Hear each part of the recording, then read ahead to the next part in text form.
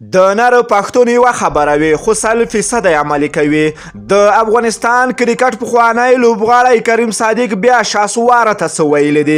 راځئ دغه ویډیو راسره پای وګورئ. په سلامونو مه هرکلی کوم دوستانو، خدای دې وکړي چې جوړ او روغ اوسئ. د افغانستان د کرکټ ملي لوبډلې پخوانی لوبغاړی کریم صادق وایي که چیرته سندرغاړی شاسوار د اقتصادي ستونزو له کبله د تبلیغ لاره پرېږدي او سندرې ویل غواړي نو دې ته تیار ده چې د میاشتې ورته 100,000 کلدار د الله تعالی د رضا دپاره برابرې کړي او ورې کړي. کریم صادق دغه اعلان د خپل ورور تاج ملک د عالم یو پوسټ ته په کمنټ کې کړی ده. هغه لیکلي که چیرې رښتیا هم شاسوار اقتصادي مشکلات لري او غواړي له همدې امله د تبلیغ لاره پرېږدي نو دې به ورته هره میاشت د الله تعالی د رضا دپاره 100,000 کلدارې ورکړي څو لږ ګزاره یې پرې وشي.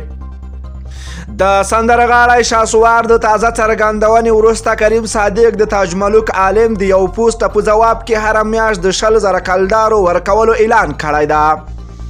شاسوار پرون په یو ویډیویي پیغام کې اعلان وکړ چې نوموړی نږدې 2 کاله د تبلیغ په لاره کې خپل ژوند تیر کړ خو داسې څوک پیدا نشو چې له هغه د روان ژوند په اړه وپوښتي نو له همدې اقتصادي ستونزو له کبله غواړي بیرته د موسیقۍ ډګر ته راووځي.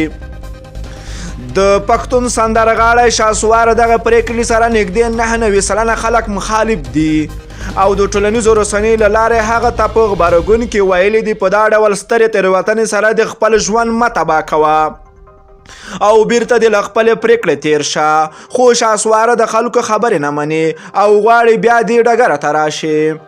شاسوار د خلکو د غبرګونونو وروسته هم په یوې بله ویډیو کې ویلي دي چې شاوخوا 2 کاله مې تبلیغ وکړ خو هیچا مې پوښتنه ونه کړه.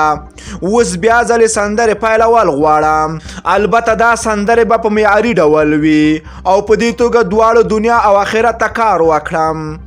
د شاسوار پرله پسې ویډیوګانې په ټولنیزو رسنیو کې لاس په لاس شوي دي او په دې کار سره د خپلو مینوالو لاس ورکولو ترڅنګ خلک هم غوسه کړي دي.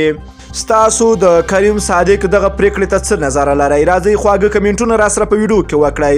که ویډیو مو خوښه شوې نو لایک او شیر کړئ. که غواړئ له تازه او دقیقو معلوماتو خبر شئ نو د لمر پریس یوټیوب چینل حتما در سره سبسکرایب کړئ. نور مو په پاک رب سپارم. الله مل شه. ښه وخت درته غواړم.